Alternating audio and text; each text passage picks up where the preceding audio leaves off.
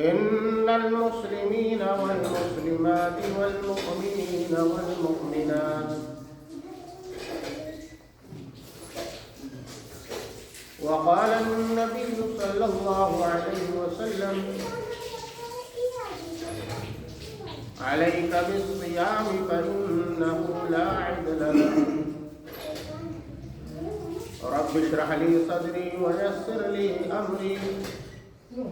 واحلل عقدة من لساني يفقهوا قولي رب زدني علما اللهم رب زدني علما.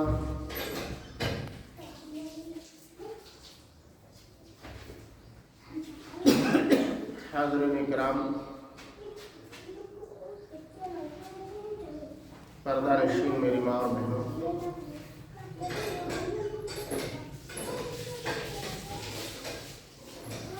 ہر قسم کی تعریف بڑائی و بزرگی اس اللہ رب العالمین کے لیے لائق و طیبہ ہے جو ہم سب کا خالق و مالک ہے. اسی اللہ سے دعا ہے کہ الہ العالمین انگنت بے شمار درود و سلام نازل فرمائے بالعموم تمام انبیاء کرام پر، بالخصوص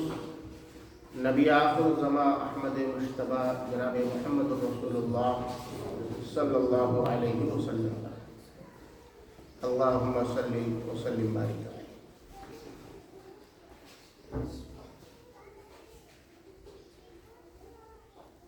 دراصل آج کے خطبے میں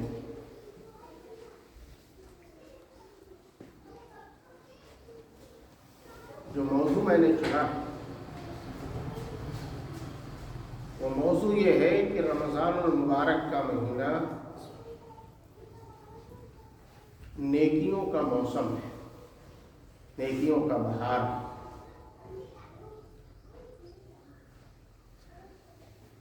یہ مہینہ اللہ تبارک و تعالیٰ کے نزدیک بہت ہی معزز ہے، اور اس مہینے کو اللہ تبارک و تعالیٰ نے انسانیت کو ایک نعمت کے طور پر بھی عطا کیا ہے. بہت بڑی نعمت ہے، اور اس مہینے کی نعمت کو سمجھنے کے لیے کہ یہ مہینہ نعمت کیوں ہے، ذرا ہم سلف صالحین پر غور کریں اور ان کی تاریخ کو پڑھیں تو تقریباً 6 مہینہ قبل وہ اللہ سے دعا کرنا شروع کر دیتے تھے کہ الہ العالمین مجھے رمضان المبارک کے مہینے تک کم سے کم زندہ رکھیں، یعنی مجھے رمضان المبارک کا مہینہ مل جائے، میں زندہ رہوں، مجھے زندگی عطا فرمانا. یہ ان کی دعا تھی. اور پھر رمضان المبارک کا مہینہ گزرنے کے بعد پھر وہ دعا یہ کرتے تھے کہ الہ العالمین میں نے جو روزے رکھے ہیں ان روزوں کو قبول فرما. تو یہ مہینہ ایک بہت بڑی نعمت ہے ہمارے اور آپ کے لیے، جو ہمارے اور آپ کے سامنے سے گزرتا ہے اور بڑی ہی تیزی اور رفتار کے ساتھ وہ نکل جاتا ہے، دیکھتا رہ جاتا ہے، سوچ میں پڑ جاتا ہے کہ رمضان آیا اور نکل گیا، چلا گیا. غور کرنے کی بات یہ ہے کہ ہم نے اس تیزی اور رفتار کے ساتھ گزرنے والے مہینے کے اندر ہم نے کیا حاصل کیا ہے، ہمیں اسی پر غور کرنا ہے اور کیا حاصل کرنا ہے. تو یہ موسم بہار ہے. موسم بہار نیکیوں کا ایسے ہی سمجھ لیجئے کہ جیسے پتجھڑ ہو جاتا ہے، پتجھڑ،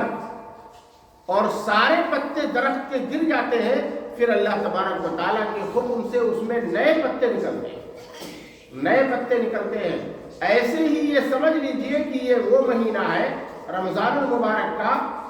کہ جو انسان پتجھڑ ہوتا ہے اس کے اندر بھی اللہ تبارک و تعالیٰ نیا کلہ ڈال دیتا ہے، نئے پتے اس کے اندر نکل آتے ہیں، نئی جان پیدا ہو جاتی ہے اس کے اندر، اور ایک لگاؤ سا ہو جاتا ہے انسان کو کہ یہ رمضان کا مہینہ ہے، ہمیں اس مہینے میں روزہ رکھنا چاہیے اور اللہ کی عبادت کرنی چاہیے۔ تو اس لیے اللہ تبارک و تعالیٰ کے نزدیک بھی یہ مہینہ معزز ہے اور ہمارے اور آپ کے لیے ایک بہت بڑی نعمت ہے، بہت بڑی نعمت۔ اس مہینے کے اندر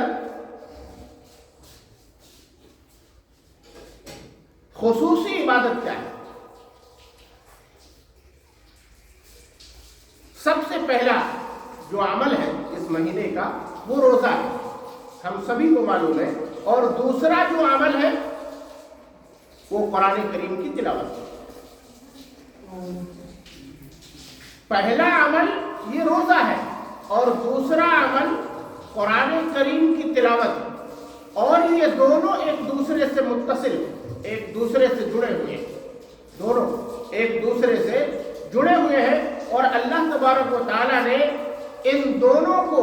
ایک ساتھ رکھا ہے۔ آپ یہ سمجھ لیجئے کیونکہ رمضان ہی کا وہ مہینہ ہے جس میں قرآن کریم کا نزول ہوا، قرآن کریم کا نزول ہوا، اور اس مہینے کے اندر نبی اکرم جناب محمد رسول اللہ صلی اللہ علیہ وسلم خاص طور پر قرآن کریم کی تلاوت کثرت کے ساتھ کرتے تھے، اور ہر رات حضرت جبرائیل علیہ السلام کو قرآن کریم آپ سناتے تھے، پڑھ کر کے آپ سناتے تھے، یہاں تک کہ دوسری روایتوں کے اندر ملتا ہے کہ آپ دور کرتے تھے قرآن کریم کا۔ حضرت جبرائیل کو سنانے کا مطلب کیا ہے اور اس کا مفہوم کیا ہے؟ ظاہر ہے کہ ایسی شخصیت کو آپ قرآن حکیم سنا رہے ہیں رمضان المبارک کے مہینے کے اندر کہ جس سے کوئی غلطی ہو ہی نہیں سکتی ہے، کوئی خطا ہو ہی نہیں سکتی ہے، ایسی شخصیت کو سنایا جا رہا ہے جو کہ اللہ تبارک و تعالیٰ کی طرف سے وہ مقرر کیے جا رہے ہیں، اور آپ حضرت جبرائیل علیہ السلام کو قرآن کریم کی تلاوت کر کے آپ سنا رہے ہیں۔ بہرحال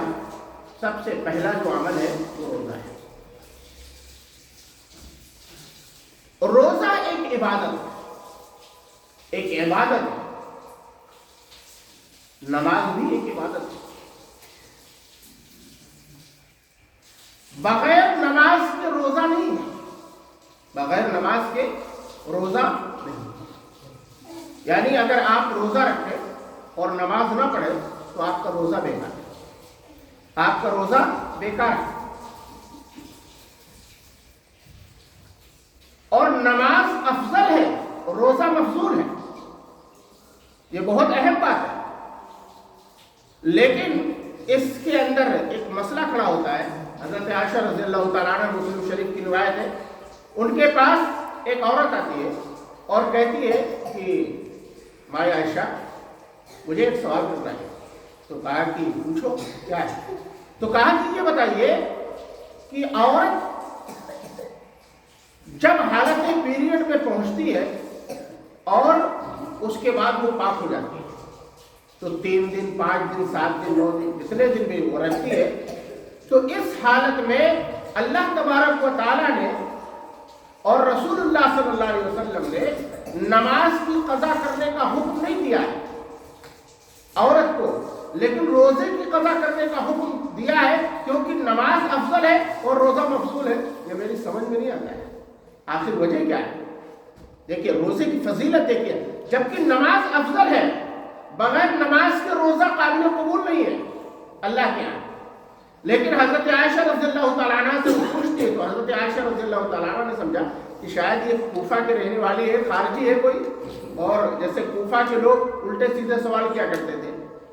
جیسا کہ حضرت عمر رضی اللہ تعالیٰ عنہ سے پوچھا تھا کہ اگر طواف کی حالت میں اگر مچھر کو مار دیا جائے تو اس کے تعلق سے کیا جرم ہے، کیا سزا ہے؟ تو حضرت عمر رضی اللہ تعالیٰ عنہ نے کہا تھا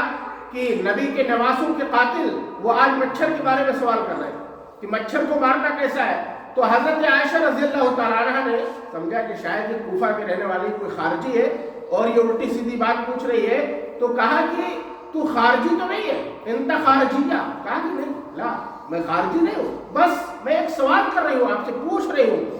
میری سمجھ میں نہیں آ رہا ہے کہ نماز افضل ہے اور اس کی قضا کا حکم رسول اللہ صلی اللہ علیہ وسلم نے ہمیں نہیں دیا، اور روزہ مفضول ہے، یعنی نماز کے بعد روزے کا حکم ہے اور روزے کی قضا ہے، ایسا کیوں ہے؟ تو حضرت عائشہ رضی اللہ تعالیٰ عنہ نے فرمایا کہ ہم رسول اللہ صلی اللہ علیہ وسلم کے زمانے میں جب حالت پیریڈ میں ہوتے تھے تو رسول اللہ صلی اللہ علیہ وسلم ہمیں ایسا ہی حکم دیتے، بس اس کے علاوہ اور ہمارے پاس کوئی جواب نہیں ہے، کیونکہ جب نبی نے کچھ نہیں فرمایا تو ہم کیسے فرما سکتے ہیں؟ ہم کیسے کہہ سکتے ہیں؟ تو روزہ ایک ایسی عبادت ہے اور معلوم یہ ہو گیا کہ روزہ کتنی خاص عبادت ہے، اللہ تبارک و تعالیٰ کے نزدیک بہت ہی خاص ہے۔ نماز آپ یہاں پڑھ رہے اور آپ نے جمعے کی نماز نہیں پڑھی، ہم نے پوچھا بھائی آپ نے نماز پڑھی؟ ہاں ہم نے ٹنکی والی مسجد میں پڑھی، خلاص۔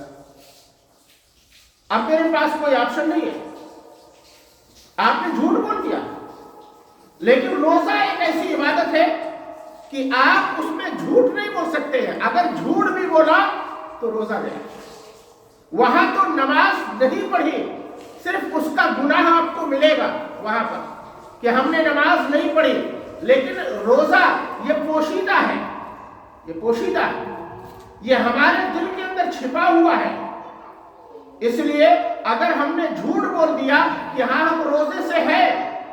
تو ہمارا روزہ بیکار، کیونکہ اللہ کے رسول جناب محمد رسول اللہ صلی اللہ علیہ وسلم فرماتے ہیں کہ روزہ نام ہی ہے اسی چیز کا کہ تم جھوٹ بولنا چھوڑ دو، جھوٹ بولنا چھوڑ دو۔ تو یہ روزے کی فضیلت ہے اور یہ موسم بہار ہے، رمضان المبارک کا مہینہ، رمضان المبارک کا مہینہ یہ موسم بہار ہے، بہت ساری نعمتوں سے اللہ تبارک و تعالیٰ نے بھرپور کر دیا، اور سب سے بڑی نعمت یہ ہے کہ ہمیں ایک مہینے کا روزہ نصیب ہوتا ہے۔ سب سے بڑی نعمت تو یہ ہے کہ ہمارے پاس اللہ تبارک و تعالیٰ ہم کو زندگی سونپتا ہے، اور ایک سال گزرنے کے بعد پھر رمضان المبارک کا مہینہ ہمارے سامنے آتا ہے، اور میں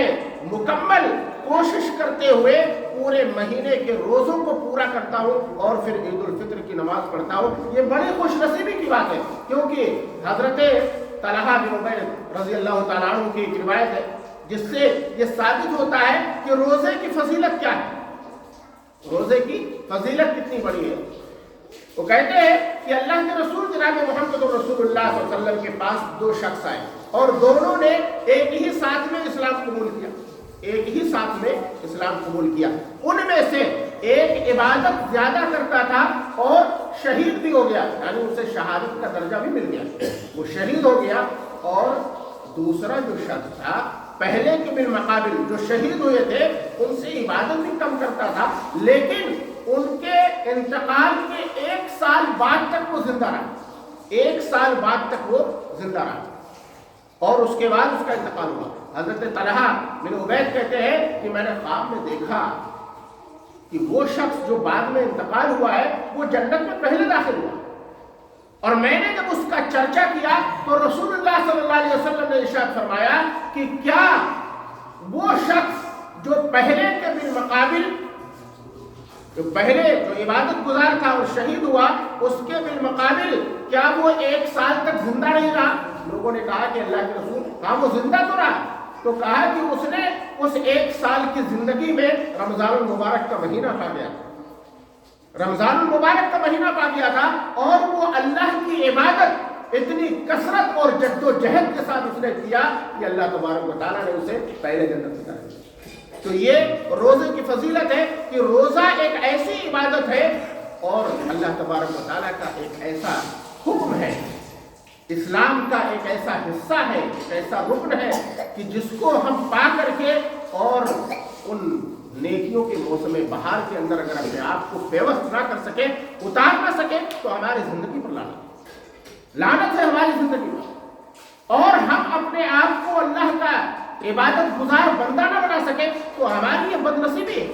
کیونکہ اللہ تبارک و تعالیٰ اس رمضان المبارک کے مہینے کو کیوں دیتا ہے انسان کو، کہ ظاہر ہے کہ یہ روزہ رکھے گا اور صبح سے لے کر کے شام تک 5 وقتہ نماز پڑھے گا، قرآن کریم کی تلاوت کرے گا اور اللہ تبارک و تعالیٰ کا ایک برگزیدہ بندہ بن جائے گا، ایک نیک پرہیزگار بندہ بن جائے گا۔ کتب علیکم الصیام کما کتب علی الذین من قبلکم لعلکم تتقون، مقصد یہی ہے اللہ تبارک و تعالیٰ کے روزہ فرض کرنے کا مقصد کیا ہے؟ تاکہ تمہارے اندر اللہ کا خوف پیدا ہو جائے، تقوی پیدا ہو جائے تمہارے اندر۔ لیکن مسلمانوں ہم اتنے بد نصیب ہیں کہ اس ایک مہینے کو پانے کے بعد ہم اپنے مسلمان ہونے کا ثبوت تو دے دیتے ہیں، لیکن اس پر مشتمل اور اس پر قائم و مقام رہنے کا ثبوت ہمارے اندر نہیں ہوتا، اور ہم نہیں دے پاتے کہ کم سے کم پوری زندگی کے لیے ہم قائم مقام ہو جائیں، ثابت قدم ہو جائیں اور اللہ کی عبادت میں لگے رہیں۔ جیسے ہی چاند عید الفطر کا نکلتا ہے مسلمانوں کی ساری عبادتیں بھول جاتی ہیں، ساری عبادتوں سے وہ بیگانہ ہو جاتا ہے۔ ایسا محسوس ہوتا ہے کہ جس طریقے سے رسول اللہ صلی اللہ علیہ وسلم نے فرمایا کہ شعبان یہ رمضان المبارک کا مہینہ شروع ہوتے ہی پہلی ہی رات میں اللہ تبارک و تعالیٰ شیطانوں کو جکڑ دیتا ہے، اور جیسے ہی چاند نکلتا ہے شیطان کھل جاتے ہیں۔ اسی طریقے سے آج مسلمانوں کی کہنے ہمیں کہنے میں کوئی گریز نہیں ہے، اور ہمیں اور آپ کو برا نہیں لگنا چاہیے بلکہ سمجھنے کی ضرورت ہے، سمجھنا چاہیے کہ ہماری زندگی کے اندر ایسا کیوں ہو رہا ہے، یہ ساری چیزیں کیوں ہو رہی ہیں، جبکہ روزے کی فضیلت میں ایک اور حدیث نبی اکرم جناب محمد رسول اللہ صلی اللہ علیہ وسلم کی سنن نسائی کی روایت ہے، اور کتاب الصیام باب الفضائل، یعنی اللہ کے رسول جناب محمد رسول اللہ صلی اللہ علیہ وسلم نے ارشاد فرمایا جیسے تمہاری یہ سوچ ہو کہ میں سب سے اچھا عمل کروں، سب سے اچھا کام کروں، تو وہ کیا ہے؟ سب سے اچھا کام کروں تو وہ کیا ہے؟ اللہ کے رسول نے فرمایا علیک بالصیام فإنہ لا عدل لہ۔ یہ مسلم شریف سنن نسائی کی روایت ہے۔ اللہ کے نبی صلی اللہ علیہ وسلم فرماتے ہیں کہ اگر تمہاری ایسی سوچ ہے تو تم روزہ رکھو، کیونکہ اس کے برابر کوئی عمل نہیں، اس کے برابر کوئی عمل نہیں ہے۔ آگے فرماتے ہیں کہ یہ ایسا عمل ہے جو انسان کی شہوت کو دبا دیتا ہے، خواہشات کو ختم کر دیتا ہے اور نفس امارہ کو کچل دیتا ہے، نفس امارہ کو کچل دیتا ہے، وہ نفس امارہ جو انسان کو برائی کی طرف لے کر کے جانے کی کوشش کرتا ہے۔ وَمَا أُبَرِّئُ نَفْسِي إِنَّ النَّفْسَ لَأَمَّارَةٌ بِالسُّوءِ، یہ نفس امارہ جو ہے یہ انسان کو برائی کی طرف کھینچتا ہے۔ جیسے میں مثال دے دوں کہ دل کے اندر جیسے ہم نے کسی بری چیز کی طرف نظر ڈالی، اب ڈال تو دیا ہم نے لیکن دل کے اندر کھٹکنے لگتا ہے، ارے یار یہ غلط ہے، یہ کھٹکتا کیوں ہے، یہ غلط ہے۔ جو پہلے میں نے نظر ڈالی وہ نفس امارہ ہے، اور یہ اب جو کھٹک رہی ہے نا یہ نفس لوامہ ہے،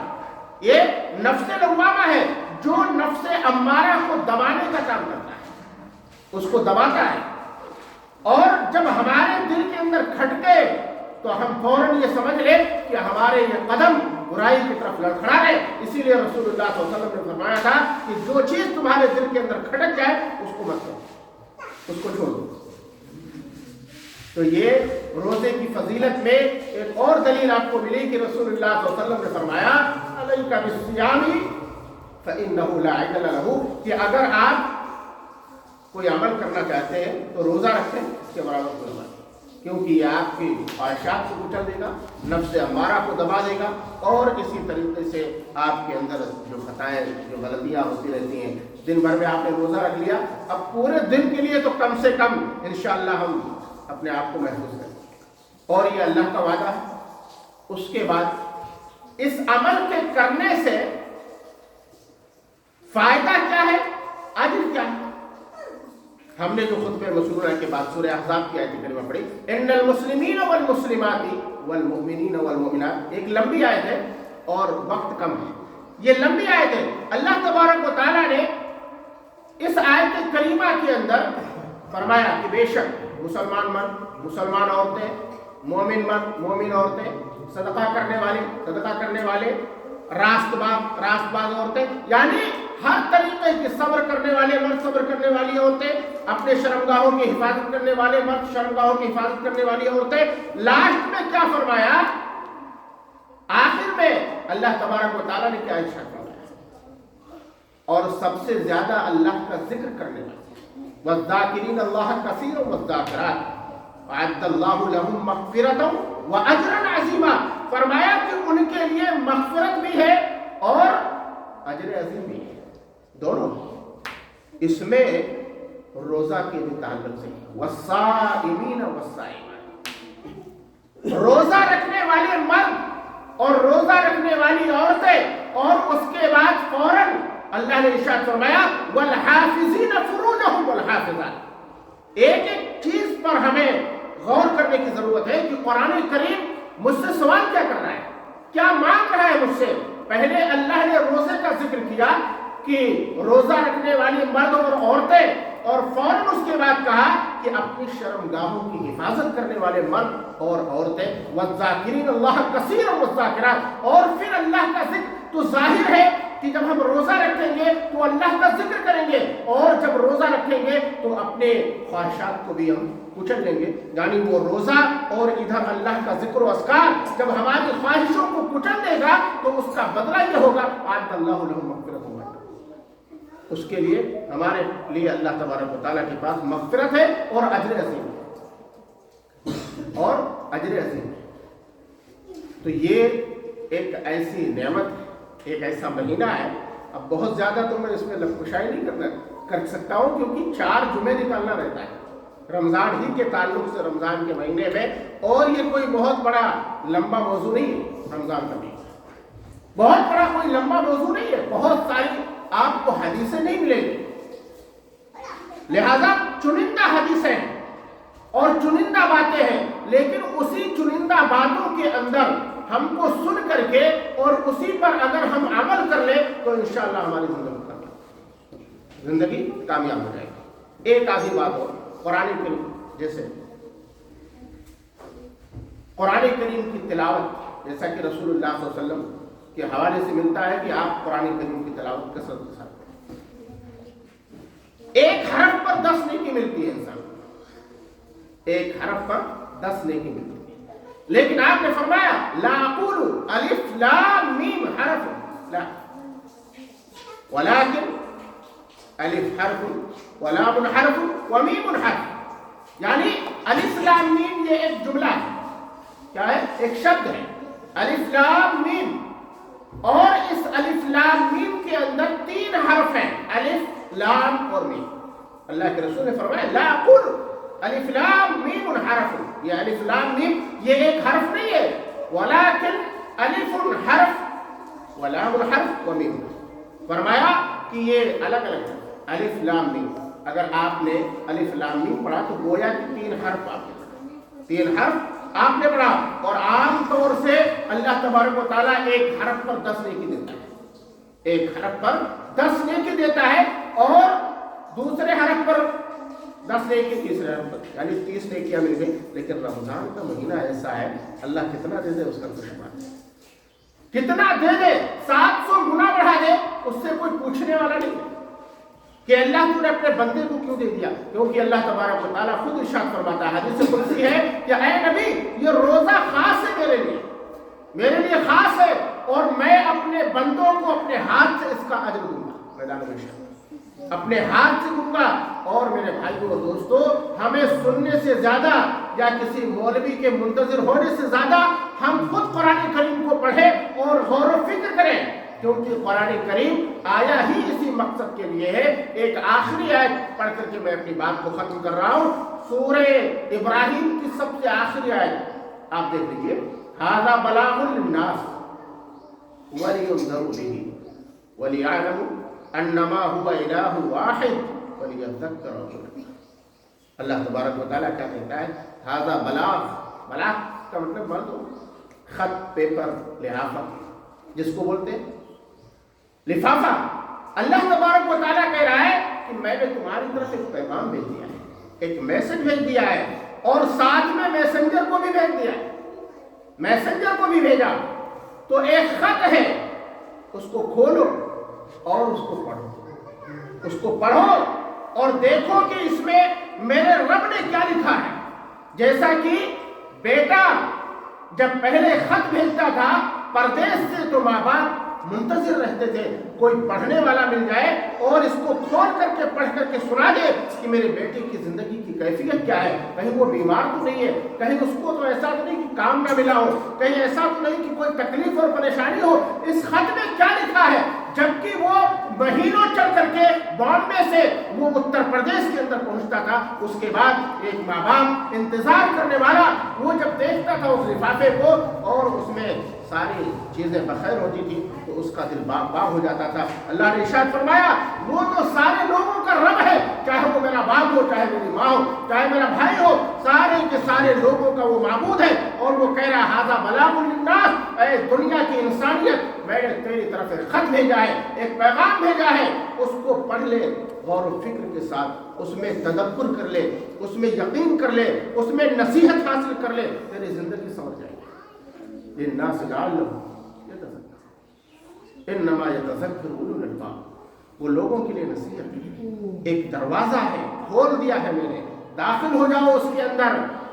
اس کے اندر داخل ہو جاؤ۔ یہاں تک کہ شیخ سعدی رحمۃ اللہ علیہ کہتے تھے کہ قرآن ایک ایسی کتاب ہے کہ اگر اس کے سامنے آپ نے اپنی زندگی کے راز کو ظاہر کر دیا تو وہ کسی سے بتائے گا نہیں، بلکہ آپ کی زندگی کی اصلاح کر دے گا،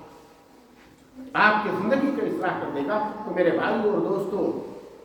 خطبے میں وقت بہت کم رہتا ہے، لہذا میں اپنی بات کو ختم کر رہا ہوں۔ یہ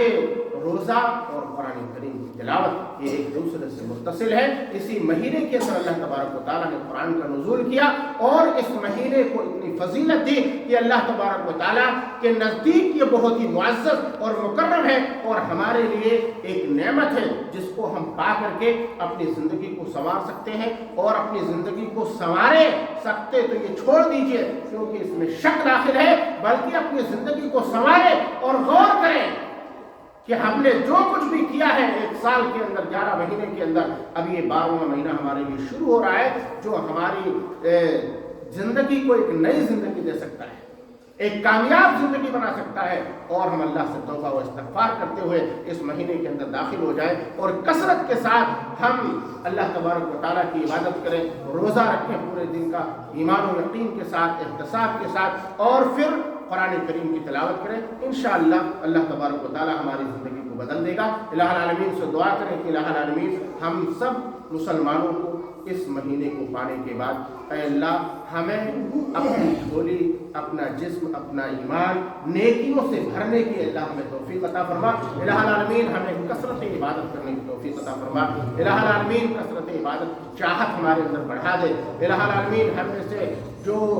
بے نمازی ہیں اے اللہ ان کو پنج وقتہ نمازی بنا دے۔ الہ العالمین اس مہینے کو پانے کے بعد ہم جمیع مسلمانوں کو اپنی زندگی کی اصلاح کرنے کی توفیق عطا فرما دے۔ الہ العالمین ہم میں سے جو پریشان ہے اللہ ان کی پریشانیوں کو دور فرما۔ الہ العالمین جو بیمار ہے اللہ ان کو شفاء کاملہ عاجلہ عطا فرما۔ الہ العالمین جو دنیا سے جا چکے ہیں اے اللہ ان کی مغفرت فرما۔ الہ العالمین جو زندہ ہے دنیا کے اندر اے اللہ ان کو اسلام پر زندہ رکھ، جو ہمارا خاتمہ و ایمان بالخیر ہو۔ آمین تقبل یا رب العالمین وآخر دعوانا ان الحمد للہ رب العالمین۔